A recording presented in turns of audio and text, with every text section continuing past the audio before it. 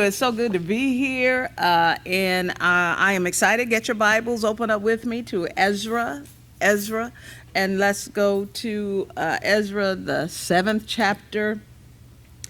Ezra, the seventh chapter. So it's good to have Brother Jeff in the room this morning. I guess that means he has no students. So it's good for you to be here this morning. In the book of Ezra, sometimes, in these years that I have been walking with the Lord, sometimes I wonder, and I don't know about you, but this is just me. Sometimes I have wondered, now why are things happening the way that they happen? Sometimes I wonder that. And Ezra teaches me that things happen the way they happen because God has governance over all things, and then God is sovereign. And so I'm understanding more and more of the sovereignty of God, and I'm understanding more and more when we said the Lord's hand was in it. I'm understanding that phrase more and more when we talk about the Lord's hand being in it. And so as they were returning from exile, going back to Jerusalem, you can see God's providence is what we call his governance. And then we can see how God's sovereignty was all in their return. They needed the hand of the Lord to be in it because they're going back on a mission. And a lot of times, Brother Jeff, when you have a mission, it doesn't matter. It doesn't matter. You may have resolved. You may have just resolved in your mind, and you may have resigned yourself to the fact, I'm going on in the name of the Lord. But that doesn't mean that you're not going to have obstacles. So obstacles have a way sometimes of just showing up, Brother Curtis. You didn't do anything to invite them. Sometimes obstacles just show up. But if you do have resolve to go on, you keep pushing past the obstacle. You keep pushing past the obstacles. Now, what happens a lot of times is that we become weary in well-doing. And when we become weary, we give up. And we saw that, didn't we, when they had started to build the temple. They laid the foundation, and then some haters came along to discourage them and to frustrate them in their purpose, which was to build the temple. And it frustrated them so much, until they just stopped. So you know what? It's not the right time for us to do this. Let's just go on back and let's just stop doing what we were doing, even though they left with that in mind. And so as we're back in Ezra chapter 7, just as God had worked in the heart of Cyrus, because you do know, and that's when we talk about God's providence, when they were first released from exile, even though it had been prophesied by Jeremiah, it had been prophesied by Isaiah, that they were going to come back. They were going to stay for 70 years. They were going to come back. God moved on the heart of Cyrus. God moved on the heart of Cyrus in order for them to be able to go back and work freely, without fear of consternation, without fear of the people around them. They had that. So it was in their mind when they stopped on the temple. That was them. Because the king didn't say you need to stop. That was just them. And so just as God had worked in the heart of Cyrus, then he also, in the succeeding kings, he worked in their heart, on the heart of Darius, and he also moved on the heart of Artaxerxes to permit Ezra and his people to return to their land. And so in the returning to the land, he appointed Ezra as the leader of the group. And I think that's kind of where we stopped last Sunday. He appointed Ezra as the leader of the group and also as the king's agent. Now, when they returned the first time with Zerubbabel, under the leadership of Zerubbabel to build the temple, that was about 50,000 people. And so now coming back under Ezra's leadership, there were about 15,000 men and women plus children, women and children, to help restore the walls and gates to bring spiritual renewal to the city. They were blessed in the fact that Ezra was going with them, because Ezra was a teacher. He was learned, and then he was a teacher. And so he was able to tell them and to help to reform them in a spiritual type way. So now they're going back to restore the walls. Why is it important for them to restore the walls? Anybody? Protection. The walls were a way of protection. And so it wasn't like it is today, where we have, protection. But the walls were a way to keep enemies out, to keep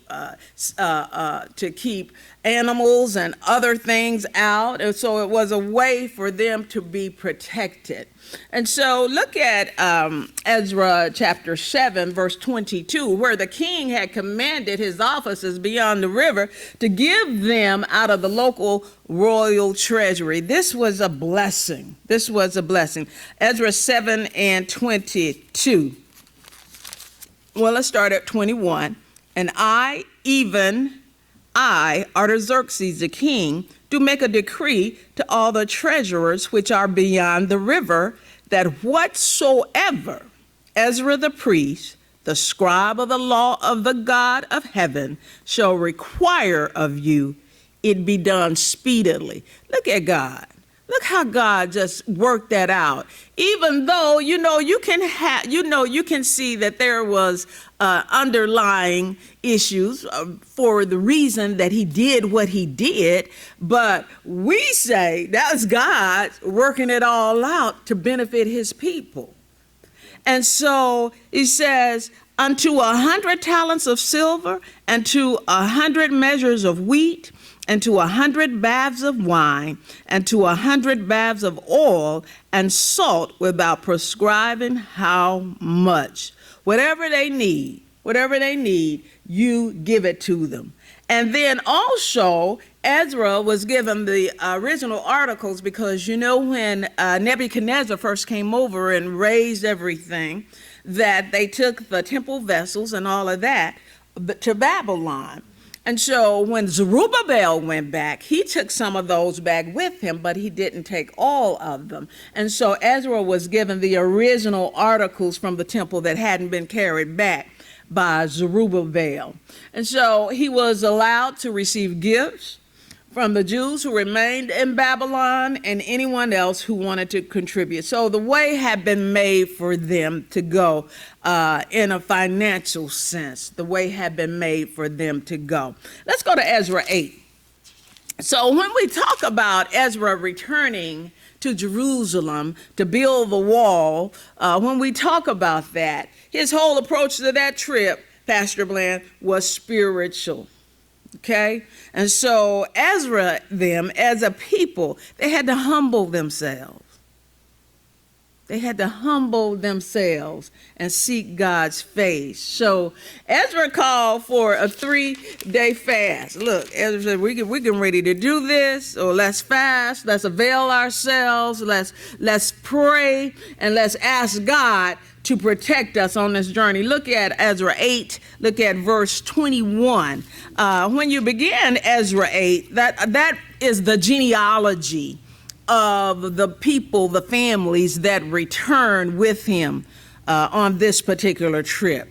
And so the beginning of that chapter is that. But Ezra 8 and 21, he proclaims a fast. He said, then I proclaimed a fast there at the river of Ahava, that we might afflict ourselves before our God, to seek of him a right way for us and for our little ones, and for all our substance. Afflict means to just humble. It just means to bring yourselves under, just to humble yourselves. It says, for I was ashamed to require of the king a band of soldiers and horsemen to help us against the enemy in the way. So Ezra could have asked for an armed escort, because he's going from Babylon to Jerusalem. So there's everything. You're going to run into all types of things in between that trip. Ezra could have asked for an armed escort, but he felt that the protection would dishonor the Lord in the eyes of the pagan king. Because why? He had already asked God. He had already asked God to protect him. And so he had already told the king, you let us go back. The good hand of the Lord is going to be upon us, and he's going to help us. Look, he says, for I was ashamed to require of the king a band of soldiers and horsemen to help us against the enemy in the way, because we had spoken unto the king, saying, the hand of our God is upon all them for good that seek him, but his power and his wrath is against all them that forsake him. So we fasted and besought our God for this, and he was entreated of us. And so why would he ask for human help if he had already said that the Lord was going to help them for that? So when we talk about Ezra, we talk about a man of faith. Can you see how he had faith in this little scenario itself? Can you see how he had faith? So his faith is to be commended, especially in light of the fact that when you think about this company, remember now, Ezra and them, they're coming from Babylon, so they're raised up in Babylon, okay? All right? They're coming from Babylon, because they'd been there how long? 70 years. Now, over in Babylon, he doesn't know anything. They're fighting. When you talk about warfare, he doesn't know. Ezra is a spiritual man. Ezra is a praying man. Ezra is a student of the law. And so his faith is to be commended because he's traveling with company that was inexperienced not only in warfare, but they didn't know anything about traveling because they were there in Babylon. His faith is to be commended because they were carrying a fortune in gold and in silver. Now, you don't know anything about warfare, and you got a whole lot of money with you. You got a whole lot of stuff with you. And so when you have a whole lot of stuff with you and you don't know anything about fighting, you're open prey to whomever or whatever. You're just open prey. And so they were led, as I just said, or they were led by a scholar. He was a scholar, not a soldier. So, they saw somebody coming. All they could do was call on the name of the Lord, or I guess would do what comes naturally, maybe throw a few rocks or something like that. But they were not skilled in warfare. They were traveling through dangerous territory. His faith is to be commended because on this journey, it was about 900 miles. On this journey, they were traveling through dangerous territory, and it was infested. People would be lying in wait for them. And so his faith is to be commended because of that. Look at verse 31. It says, then we departed from the river of Ahava on the 12th day of the first month to go into Jerusalem, and the hand of our God was upon us, and he delivered us from the hand of the enemy and of such as lay in wait by the way. And we came to Jerusalem and abode there 3 days. So they left Babylon on the first day of the first month, and then they arrived in Jerusalem on the first day of the 5th month. So that was about 4 months that they covered over about 900 miles. And they were blessed in verse 31. They were blessed that God allowed them and protected them and their possessions all along the way. And so when they make it there, then they gathered at the altar for worship. They gathered at the altar for worship, and Ezra presented himself. Look at verse 36. He delivered the king's commissions. That was the king's edict to allow him to do what it is that they came there to do. That was the king's permission in those letters. He delivered those unto the king's lieutenants to let them know, we're not here, we're not rebels, we're not renegades, we're here by authority of the king. And so he did that in order. He didn't come in, just, saying, we're just doing what we're doing. There was an order to things, and he did that. He delivered those unto the king's lieutenants and to the governors on this side the river, and they furthered the people and the house of God. Okay, so now let's go to chapter 9. Now they're in Jerusalem. They're trying to settle down to do what it is that they have been given tasked to do. There was a burden to return to do that, and now they're in Jerusalem. So you would think that everything would be going smoothly, but you know how it is. Things just don't go the way that you either think, or sometimes they don't go the way you plan, and they surely don't go smooth like you think they ought to go. So they're in Jerusalem, and in chapter 9, look what it says.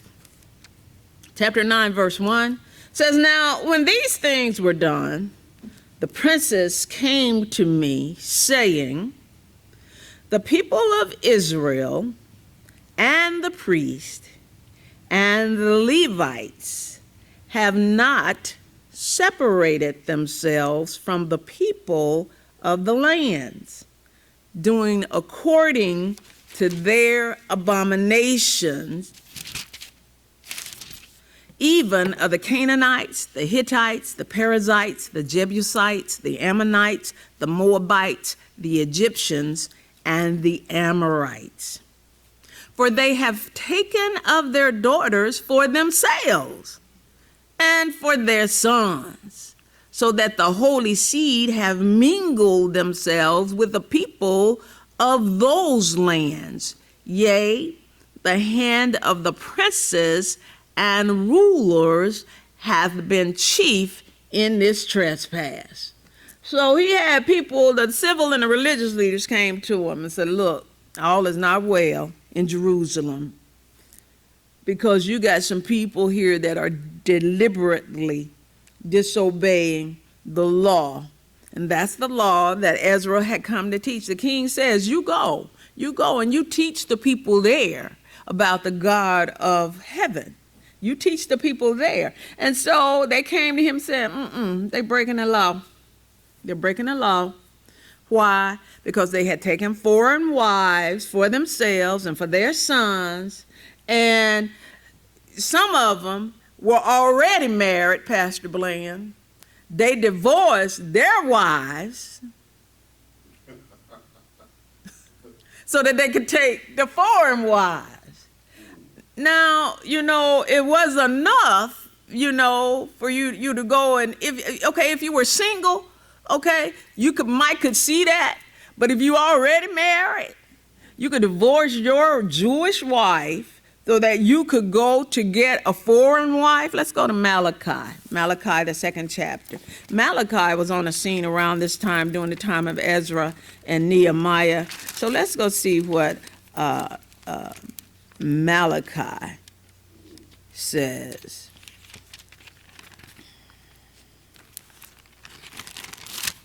Let's look at Malachi, the 2nd chapter, and let's start at verse 10. Malachi chapter 2, verse 10. Pastor Blaine, I'm going to ask you to read that for me. And would you read from verse 10 to verse 16? 10 to 16? Mm-hmm. Okay. Have we not, I'm reading from the right place. Mm-hmm. Have we not all one Father? Have not one God created us? Why do we deal treacherously every man against his brother by profaning the covenant of our fathers? Judah have dealt treacherously, and an abomination is committed in Israel and in Jerusalem. For Judah hath profaned the holiness of the Lord, which he loved, and hath married the daughter of a strange god. The Lord will cut off the man that doeth this, the master and the scholar, out of the tabernacles of Jacob, and him that offereth an offering unto the Lord of hosts. And this have ye done again, covering the altar of the Lord with tears, with weeping, and with crying out, insomuch that he regardeth not the offering any more, or receiveth it with good will at your hand. Yet ye say, wherefore? Because the Lord hath been witness between thee and the wife of thy youth, against whom thou hast dealt treacherously. Yet is she thy companion and the wife of thy covenant. And did not he make one? Yet had he the residue of the Spirit. And wherefore one? That he might seek a godly seed. Therefore take heed to your spirit, and let none deal treacherously against the wife of his youth. For the Lord, the God of Israel, saith that he hateth putting away. For one covereth violence with his garment, saith the Lord of hosts. Therefore take heed to your spirit, that you deal not treacherously. So you see the wife of thy covenant, and then again, by dealing treacherously, what that means is you put her away. You put her away so that you could do what you wanted to do. That is an act of the flesh, I would suppose. And so because they knew better. They knew better. Why? Because, let's go over to Deuteronomy. Let's go back over to Deuteronomy. Let's go to Deuteronomy, the 7th chapter. We go here all the time, but it's just a reminder, and it's also just an anchor for us when we talk about Israel, and when we talk about Israel being holy unto the Lord. As we go there, let me ask you something. Do you think that the bottom line is we are talking about our thinking versus God's thinking, our will versus God's will? I would think so. What do you all think? It's a natural thing because, and I think I have let's talk about it a little later on where we might get into a bigger discussion of that. But I think that is the ultimate. That is the ultimate cause.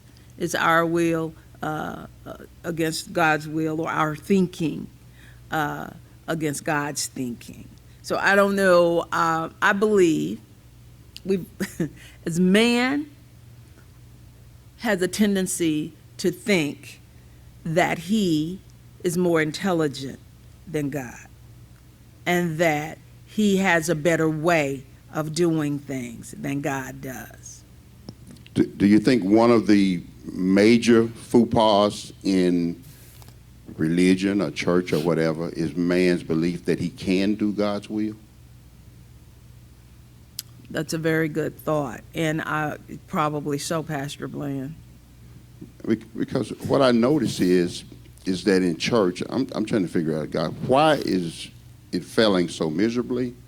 And the conclusion that I've come to, and the reason I'm saying this is so that you can look at it too and help me with it, is that it seems like to me in church, what they're trying to do is to teach you how to do God's will. You do this, then you're a good person. And that's not what we're supposed to be doing. Okay. I don't know how to All add right. anything to that, but maybe as we go on, we can pull something out of that. But I think you're absolutely right. And that's the funny thing about it is we try to teach something that we can't do or don't know how to do. And so I think there is some validity to what you're saying. And never was supposed to do. I was thinking today, you know how you could be watching a movie and there's a real bad person on it, and it looked like they did, and you and I was sitting watching like he ain't dead. Then the music comes up, then here they are, they got up again, and basically that's the only relief for man is death. No matter how bad they are. Basically, the only relief you get from them is death. And if you remember, when man went bad, that God put an angel there where they couldn't get back into, Right. where they would live forever in that condition. Right. And so actually, that which Satan meant for evil, God used it for good. That's the only relief. And so he made a way for us to go through death. He went through death for us so that we could come through death and actually be that person. Go ahead. Absolutely. Absolutely. Thank you for that, Pastor Bland. So, okay, so, the thing about when they came to Ezra and reported what was going on is that they were in direct violation of God's law because they had been set aside as a holy nation for God. And not holy in the fact that they were so special, but they were to separate themselves from those around them. They were to separate themselves because it wasn't them that was so special, but it was God who was so holy. Like Deborah, I believe it was an act of faith. You are who God says you are. Mm-hmm. And so if God says that they were not sinless, actually there was no difference between, and he let them know it in Deuteronomy 7, but God said, you are my people, you're holy. And so therefore, if you accept that, then that's faith.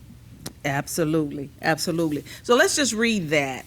And Pastor Bland, would you go ahead and read Sure. Deuteronomy 7? Let's just go to verses 1 through 7. Okay. When the Lord thy God shall bring thee into the land whither thou goest to possess it, and have cast out many nations before thee, the Hittites and the Girgashites and the Amorites and the Canaanites and the Perizzites and the Hivites and the Jebusites, 7 nations greater and mightier than thou. And when the Lord thy God shall deliver them before thee, thou shalt smite them and utterly destroy them. Thou shalt make no covenant with them, nor show mercy unto them. Neither shalt thou make marriages with them. Thy daughter thou shalt not give unto his son, nor his daughter shalt thou take unto thy son. For they will turn away thy son from following me, that they may serve other gods. So will the anger of the Lord be kindled against you and destroy thee suddenly. But thus shall you deal with them. You shall destroy their altars and break down their images and cut down their groves and burn their graven images with fire. For thou art an holy people unto the Lord thy God. The Lord thy God hath chosen thee to be a special people unto himself, above all people that are upon the face of the earth. The Lord did not set his love upon you, nor choose you, because you were more in number than any people, for ye were the fewest of all people. Absolutely. Thank you, Pastor Bland. And so that law was given, it was given to protect them and to protect them from defilement. What did the verse just say up there? It says that because they will turn you away. They will turn away thy son from following me. They will turn away thy son from following me. But no, you break covenant. Because, you in covenant with the wife that you have. You break that covenant. And then you go get someone else. And there's an obvious and a natural result. And instead of you influencing them, most of the time what happens is they influence you. And so that was to protect them from themselves. And a lot of times, sometimes we need something to help us protect, to keep us from ourselves, because we do ourselves more harm.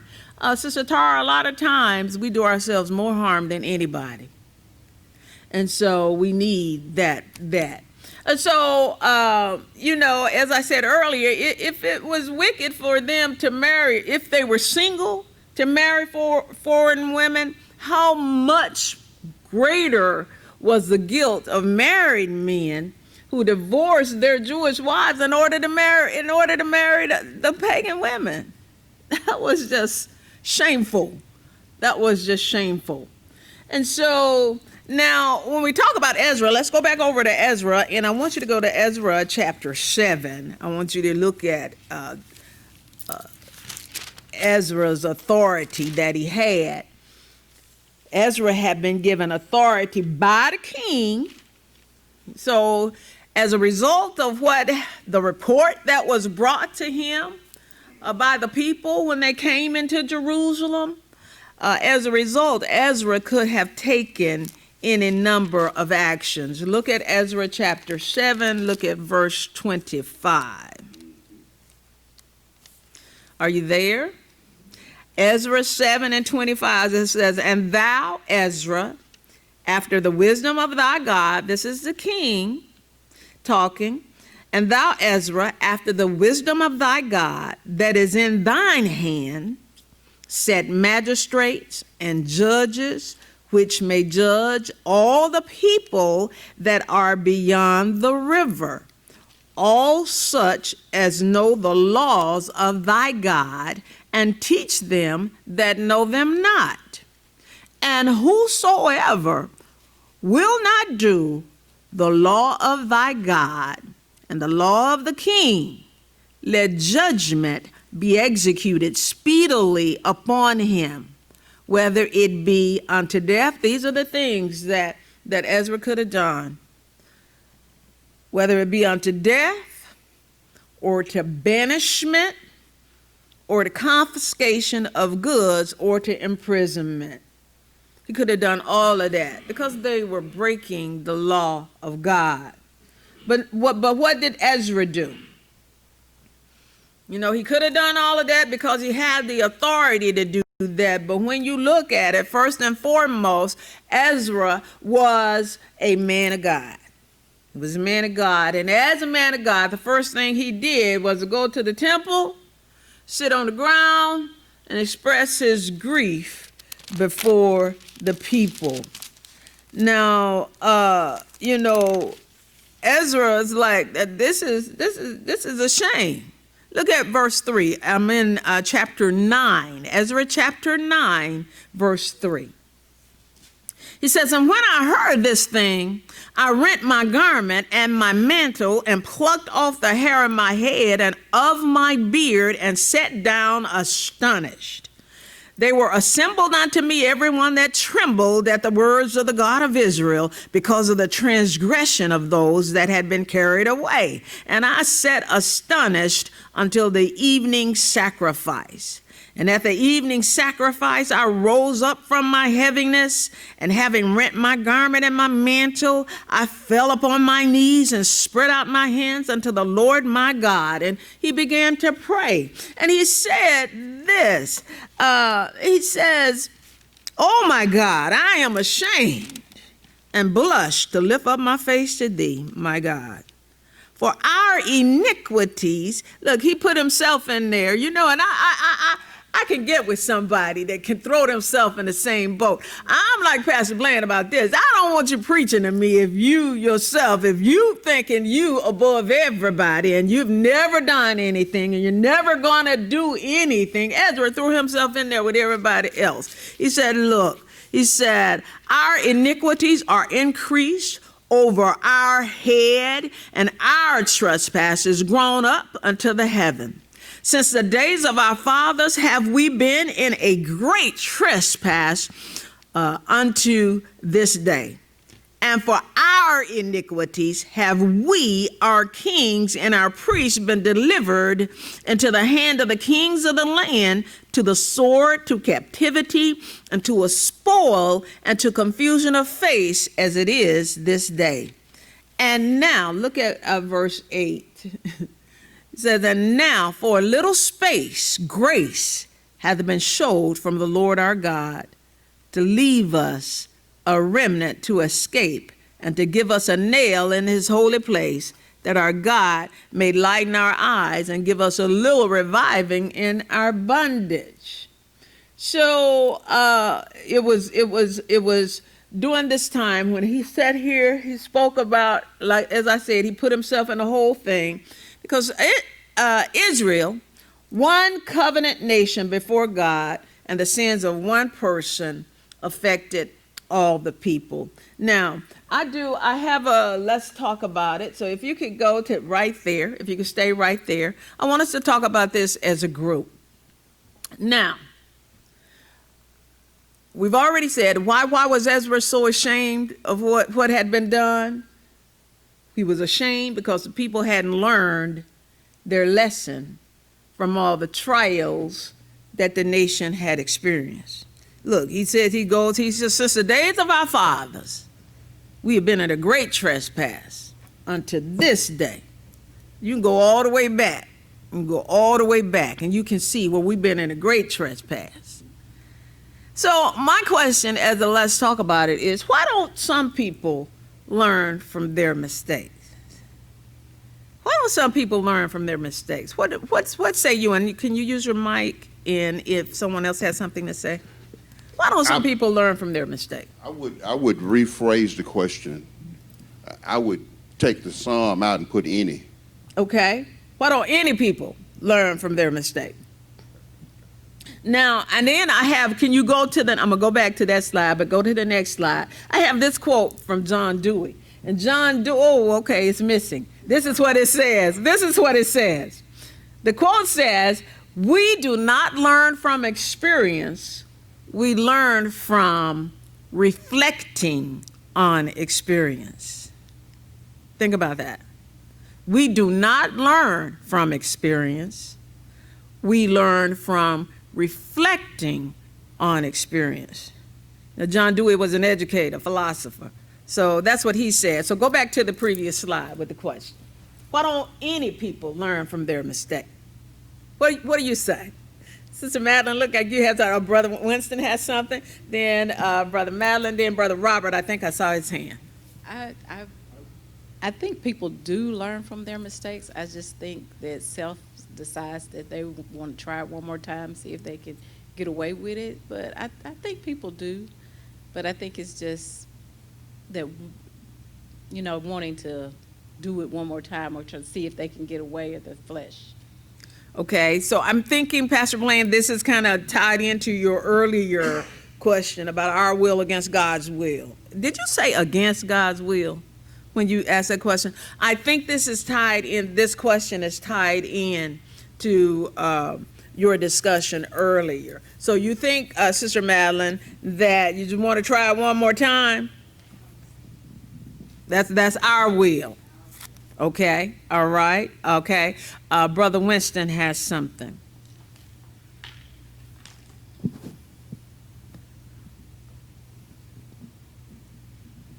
I would say some people, they know right from wrong, but they'll go ahead and do it anyway.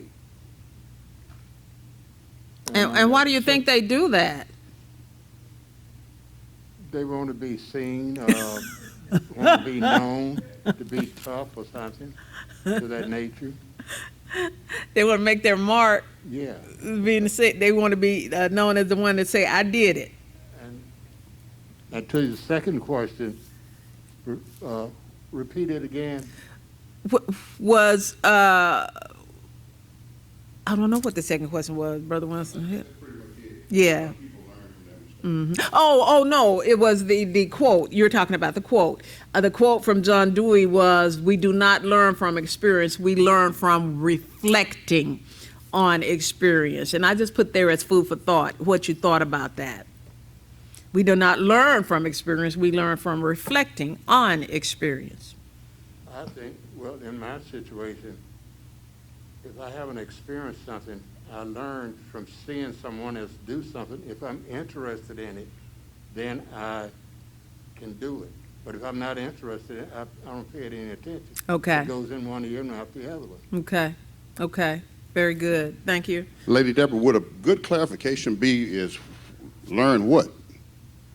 You said, why don't people learn what? What is it you're supposed to be learning? Well, in this case, if we look at the children of Israel, we would see that there was judgment and discipline attached to their decisions, which would be their experience. There was judgment and there was experience. So if judgment is involved, then there is something you should learn to maybe do something differently or not do it at all.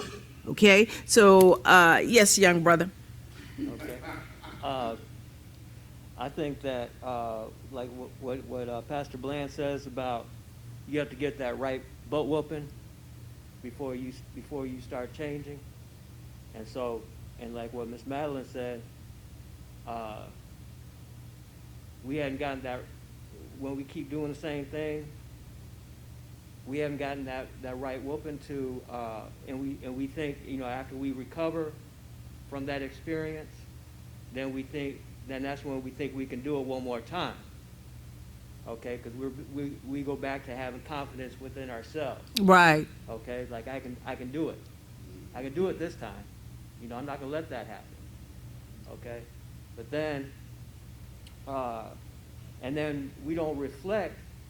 Okay, we get over that experience, and we forget that experience, and we don't reflect on, well, maybe it could be worse next time if I keep doing the same thing, And so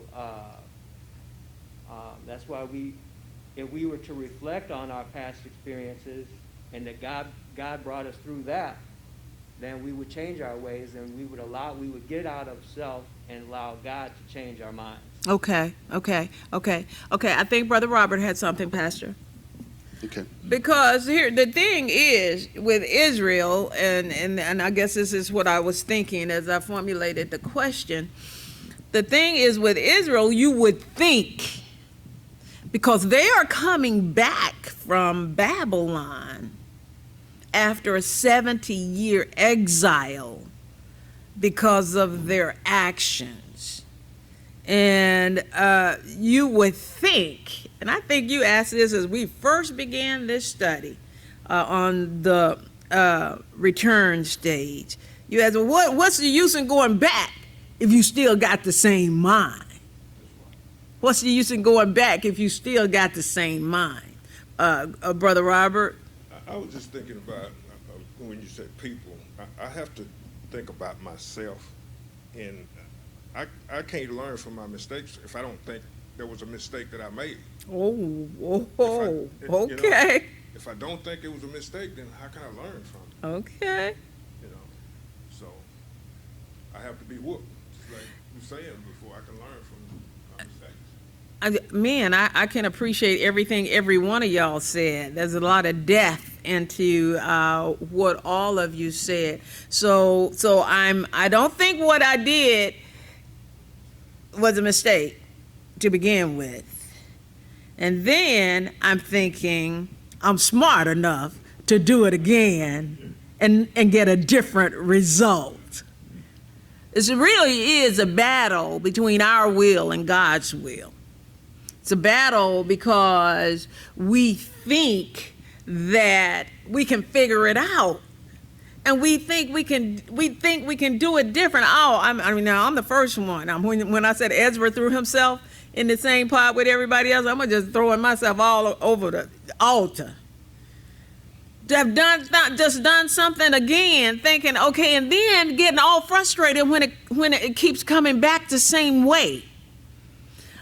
But I have to look at myself and say, well, it's you. You keep doing it. You should know by now. But you keep trying to do it, and you keep trying to do it your way. And when you do that, it's going to come out the same way. Pastor Bland, did you have something? I think that what like Brother Jeff says is what do you have confidence in? Yes. You have confidence in God, or do you have confidence in yourself?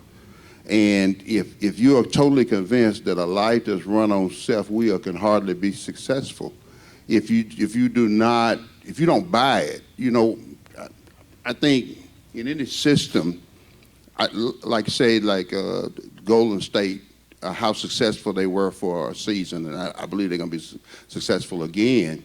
But everybody that was on the team had to buy in because that was a foreign idea that you could win through jump shooting. The idea was, Uncle George, that you had to have postmen and, you had to have a big man. But, and people even ridiculed and laughed about it. Charles Barkley being one of the main ones. They're not going to make it because you can't win a championship with jump shooting. But they hadn't never seen nobody jump shoot like those guys were. And the team bought into the concept.